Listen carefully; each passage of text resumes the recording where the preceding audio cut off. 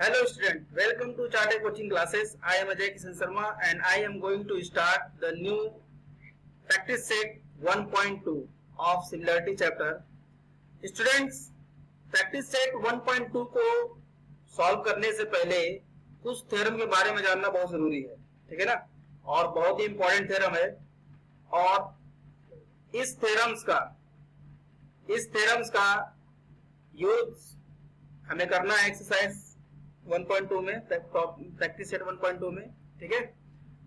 ये जो थ्योरम है ये पेपर में, बोर्ड एग्जाम में प्रूविंग करने के लिए भी आ सकता है ना, और इस पे डिपेंड क्वेश्चंस भी आ सकते हैं, ठीक है ना। तो और इस थ्योरम का नाम है, पहला थ्योरम है 1.2 एक्सरसाइज के पहले, बेसिक प्रोपोर्शनलिटी थ्योरम। इस बेसिक प्रोपोर्शनलिटी थ्योरम का जो इंपॉर्टेंस है बहुत ज्यादा है। व्यू ऑफ एग्जाम व्यू से देखें या उसके क्वेश्चन से देखें, और इस जो बेसिक प्रोपोर्शनलिटी थ्योरम है इससे अदर थ्योरम भी प्रूव होते हैं। ओके स्टूडेंट, तो सबसे पहले हम लोग बेसिक प्रोपोर्शनलिटी थ्योरम जो है इसके बारे में हम लोग इसकी प्रूविंग देखेंगे और फिर इसके बाद हम लोग आगे बढ़ेंगे। ओके, तो सबसे पहले हम लोग आते हैं बेसिक प्रोपोर्शनलिटी थ्योरम का स्टेटमेंट क्या है। स्टेटमेंट ये है, if a line parallel to a side of a triangle intersect the remaining sides in two distinct points, then the line divides the sides in the same proportion। ठीक है ना, मतलब diagram में देखो, जैसे अगर ये ट्राइंगल ABC है, ठीक है, और ये BC के पैरेलल एक लाइन L है जो AB और AC को P और Q पॉइंट पे इंटरसेक्ट करता है, ठीक है ना। तो क्या कह रहा है इसमें, देखो, then the line divide the side in the same proportion, मतलब कि जो AP upon PB equal to AQ upon QC होगा। ओके स्टूडेंट, स्टेटमेंट समझ में आ गया। अब इसकी प्रूविंग देखते हैं। तो प्रूविंग में हम लोग कैसे प्रूव करते हैं, सबसे पहले गिवन, तो गिवन में क्या होगा, in a triangle ABC line L parallel to line BC, line बोले या ये इसकी साइड BC बोल सकते हैं, ठीक है ना, and line L intersect AB and AC in points P and Q respectively, ठीक है। P और Q पे क्या करता है, इंटरसेक्ट करता है, ठीक है। प्रूफ क्या करना है हमें, प्रूफ ये करना है AP upon PB equal to AQ upon QC, ये हमें प्रूफ करना है, ये देखो ध्यान से, ठीक है ना, AP upon PB equal to AQ upon QC, ठीक है। इसमें क्या करेंगे हम लोग, PC और BQ को ज्वाइन कर देते हैं, तो कंस्ट्रक्शन में आ जाएगा join segment PC and segment BQ। यहाँ तक क्लियर हुआ सभी को। तो गिवन टू प्रूव और कंस्ट्रक्शन हो गया। अब बात करेंगे हम लोग इसका प्रूफ का, कैसे प्रूफ करेंगे इसका। तो दो ट्राइंगल देखो, इसमें ट्राइंगल APQ, ये जो ट्राइंगल है ना APQ, और ट्राइंगल PQB, ये जो ट्राइंगल है, देखो ये एक ही ट्राइंगल AQB में है, दोनों ट्राइंगल, तो इसकी हाइट सेम हो जाएगी, ठीक है ना। और बेस हम लोग क्या ले लेंगे, PA और PB। यहाँ पे भी लिखा हुआ देखो ध्यान से, triangle APQ and triangle PQB have equal Heights. मैंने क्या बोला कि ये ट्राइंगल और ये जो ट्राइंगल है इन दोनों की हाइट सेम है, इसलिए area of triangle APQ upon area of triangle PQB equal to क्या होगा, AP अपॉन PB। क्या होगा, AP अपॉन PB। हाइट अगर सेम होता है तो किसके प्रोपोर्शन में होता है, उसके बेस के प्रोपोर्शन में होता है, ठीक है ना। इसको इक्वेशन नंबर 1 डाल लेते हैं, और ये by area proportionate to basis, मतलब बेस के प्रोपोर्शन में होगा। क्यों, क्योंकि हाइट जो है वो सेम है, ठीक है ना। सेम कंडीशन हम लोग इन ट्राइंगल APQ और PQC में कर देखते हैं, ठीक है ना। इसमें भी ये देखो हाइट दोनों की सेम रहेगी, क्योंकि एक ही ट्राइंगल के अंदर दो ट्राइंगल है। Okay, understand. तो area of triangle APQ, area triangle APQ और एरिया ट्राइंगल PQC का रेशियो जो होगा क्या होगा, AQ अपॉन QC, यानी कि by area proportional to basis. यहाँ पे भी लिखा है, देखो ध्यान से, इक्वेशन नंबर 2 डाल दिया, by area proportional to basis, ठीक है ना। तो दो इक्वेशन बन गया, है ना। इन्हीं दोनों को हमें इक्वल प्रूव करना है। तो देखो इसमें भी APQ आ रहा है, इसमें भी APQ आ रहा है। अब देखो यहाँ पे PQB है, यहाँ पे PQC है, मतलब ये जो ट्राइंगल है अगर इसका एरिया इस ट्राइंगल के एरिया के इक्वल हो जाएगा तो हमारा प्रूविंग कंप्लीट हो जाएगा, ठीक है। तो हम लोग अब इसी पॉइंट पे डिस्कस करेंगे अगले स्टेप में। देखो segment PQ is common base, ये PQ जो है ना ये दोनों में कॉमन है ना, इसमें भी और इसमें भी, ट्राइंगल PQB में और ट्राइंगल PQC में, ठीक है। और ये इसके पैरेलल है, यानी कि जो PQ है वो किसके पैरेलल है, BC के पैरेलल है। तो segment PQ parallel to segment BC, hence triangle PQB यानी जो PQB जो है और ट्राइंगल PQ जो C है वो क्या होगा, दोनों इक्वल हाइट्स रखेंगे, ठीक है ना। क्या लिखा है, इक्वल हाइट, दोनों की हाइट क्या होगी, सेम, क्योंकि दो पैरेलल लाइन है तो उनकी बीच की हाइट हमेशा क्या होती है, सेम रहती है, ठीक है ना। तो ये दोनों का बेस सेम हो गया, हाइट भी सेम हो गया, तो इसका मतलब क्या हो गया, थर्ड कंडीशन कि एरिया सेम हो जाएगा। हम लोगों ने फर्स्ट वाले एक्सरसाइज के पहले हम लोगों ने पढ़ा था कि अगर दो ट्राइंगल है उसका बेस और हाइट अगर सेम है तो उनका एरिया भी सेम होता है। तो उसी कंडीशन के बेसिस पे इन दोनों का एरिया क्या हो गया, सेम हो गया, यानी area of triangle PQB equal to area of triangle PQC। ये थर्ड इक्वेशन डाल दिया। अब देखो फ्रॉम 1, 2 एंड 3 ये तीनों इक्वेशन जो है उनको अगर देखा जाए ध्यान से तो area of triangle APQ upon area of triangle PQB equal to area of triangle APQ upon area of triangle PQC, ये दोनों क्या हो गए, इक्वल हो गए। क्यों, क्योंकि देखो न्यूमरेटर तो सेम था ही और नीचे वाला को हमने सेम किया था इक्वेशन नंबर 3 में, देखा अभी आप लोगों ने, ठीक है।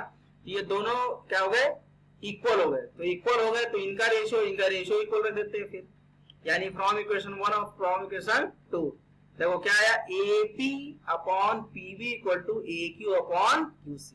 अंडरस्टैंड।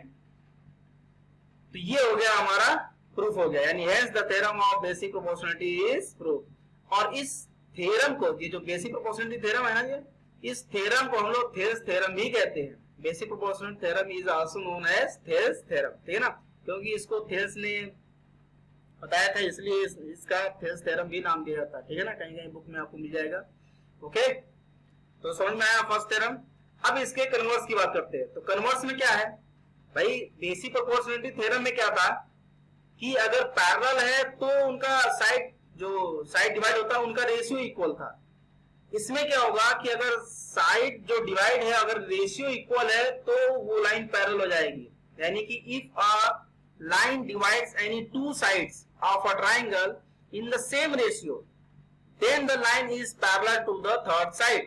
ओके, यानी कि अगर कोई ट्राइंगल दिया हुआ है ABC, ठीक है, ABC, और ये लाइन L जो है वो पैरेलल है किसके, BC के, ठीक है। तो AP अपॉन PB और AQ अपॉन QC होता था, ये था किसमें, बेसिक प्रोपोर्शनलिटी थ्योरम में। अब इसके कन्वर्स की बात करते हैं। अब इसमें क्या गिवन होगा, AP upon PB equal to AQ upon QC। तो अगर इनका रेशियो अगर सेम है तो ये पैरेलल हो जाएगा, यही स्टेटमेंट में लिखा हुआ है, ठीक है ना, दिख रहा होगा सबको। तो गिवन में क्या है, in figure line L intersect the side AB and side AC of triangle ABC in points P and Q respectively and AP upon PB equal to AQ upon QC। अभी मैंने बोला ना कि अगर जो साइड डिवाइड होता है उनका रेशियो अगर दिया हुआ है तो Hence line L parallel to segment BC, मतलब कि जो लाइन L है वो क्या होगा, पैरेलल टू BC हो जाएगा। इसी को बोलते हैं converse of basic proportionality theorem. Okay student, अब आते हैं अगले थ्योरम पे। अगला थ्योरम भी बहुत इंपॉर्टेंट है, इसका नाम क्या है, property of angle bisector of a triangle. Angle bisector of a triangle मतलब कहने का ये है कि कोई भी ट्राइंगल है उसमें का कोई भी एक एंगल का अगर बाइसेक्टर दिया हुआ है तो क्या कंडीशन होती है उसको देखो। The bisector of an angle of a triangle divides the side opposite to the angle in the ratio of the remaining side. मतलब ये कि एक ट्राइंगल पे ले लो, जैसे ये ट्राइंगल है ABC, है ना, आपको दिख रहा सब को। तो ये ABC ट्राइंगल है और जो CE है वो क्या है, एंगल बाइसेक्टर। देखो ये और ये दो एंगल दिए गए जो कि इक्वल है, मतलब सेम साइन है मतलब इक्वल एंगल। तो जो CE है वो एंगल ACB को क्या करता है, बाइसेक्ट करता है। तो हमको क्या प्रूव करना है, हमको ये प्रूव करना है AC upon CD equal to AE upon EB, यही प्रूव करना है। ठीक है, स्टेटमेंट सबको समझ में आ गया ये। अब देखो तो स्टेप बाय स्टेप चलते हैं। सबसे पहले गिवन, भाई प्रूविंग बहुत जरूरी है क्योंकि थ्योरम भी आता है प्रूव करने के लिए, ठीक है ना, बोर्ड में। तो गिवन में क्या हो गया, in triangle ABC bisector of angle C intersect segment AB in the point E। अभी देखो ये है ना, ये इंटरसेक्ट करा ना इस पे E पे, तो ये तो गिवन में आ गया। टू प्रूव क्या करना है हमें, अभी मैंने बोला कि AE upon EB equal to CA upon CB, ठीक है ना। ओके, तो AE upon EB equal to CA upon CB, ये हो गया प्रूव में। अब कंस्ट्रक्शन में थोड़ा देखते हैं क्या इसमें भाई प्रूव करना है, तो कैसे हम लोग प्रूव करेंगे, तो उसके लिए थोड़ा सा कंस्ट्रक्शन की जरूरत पड़ती है, ठीक है ना। कभी कभी नहीं भी पड़ती है, लेकिन कभी कभी जरूरत पड़ती है उसको प्रूव करने के लिए। इसमें जरूरत पड़ेगी क्यों, क्योंकि हम लोग इसको प्रूव कैसे करेंगे, तो उसके लिए हम लोग बीपीटी थ्योरम का यूज करके ही प्रूव कर सकते हैं हम लोग। तो देखो इसमें क्या है, draw a line parallel to ray CE, draw a line parallel to ray CE passing through the point B, extend AC so as to intersect it at point D। मतलब जो CE है इसके पैरेलल एक line draw किया, ठीक है ना, एक पैरेलल लाइन ड्रॉ किया और AC को एक्सटेंड कर दिया जो कि D पॉइंट पे करता है, इसको इंटरसेक्ट करता है, ठीक है ना।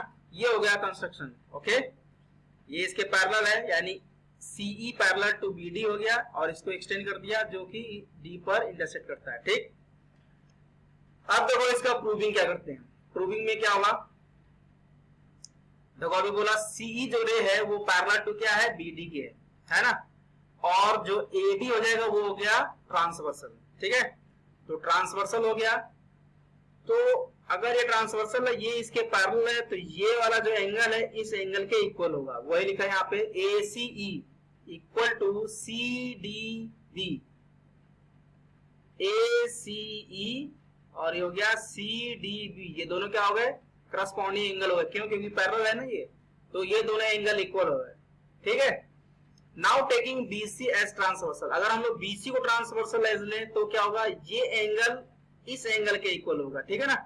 ये हो जाएगा अल्टरनेट एंगल, यानी angle ECB equal to angle CBD, ठीक है, समझ में आया। ये अल्टरनेट एंगल हो गया और ये करस्पॉन्डिंग एंगल हो गया। ये इक्वेशन 1 डाल दिया, इक्वेशन 2 डाल दिया, ठीक है ना। अब इन दोनों इक्वेशन से देखेंगे क्या बनने वाला है। तो देखो ACE और BCE ये तो गिवन ही था कि ये एंगल बाइसेक्टर है, दोनों एंगल इक्वल होंगे, ठीक है ना। तो इक्वेशन 1, 2 और 3 को अगर मिक्स कर दिया जाए तो क्या मिलेगा हमें, CBD यानी CBD इक्वल टू CDB, यानी ट्राइंगल BCD में देखो ये एंगल और ये एंगल इक्वल हो गए। अगर ये एंगल और ये एंगल इक्वल हो गया तो इसका मतलब ये दोनों साइड इक्वल हो जाएंगे। वही अगला कंडीशन लिखा हुआ, देखो triangle CBD is an isosceles triangle, मतलब क्या, अगर ये एंगल इस एंगल के इक्वल है तो ये क्या हो जाएगा, दो एंगल इक्वल है, यानी ये आइसोसेलेस ट्राइंगल बना कि नहीं बना। ये तो आइसोसेलेस ट्राइंगल बना तो साइड जो CB होगा वो साइड CD के इक्वल हो जाएगा। इक्वेशन नंबर 4 डाल दिया। ओके, अब देखो नाउ इन ट्राइंगल ABD, अब इस ट्राइंगल में देखो, ठीक ध्यान से देखें, ये इसके पैरेलल है, तो पैरेलल है तो ये तो कंडीशन लिखा ना पैरेलल, ये इसके पैरेलल है तो हम लोग बीपीटी यूज कर सकते हैं। तो according to BPT theorem AE upon EB equal to AC upon CD, AE upon EB equal to AC upon CD, और CD किसके इक्वल है, CB के इक्वल है, वो अगले पॉइंट में लिख देंगे। देखो CD जो है किसके इक्वल है, CB के इक्वल है ना। तो AE upon EB equal to AC upon CD जब क्या होगा, AE upon EB equal to AC upon CB।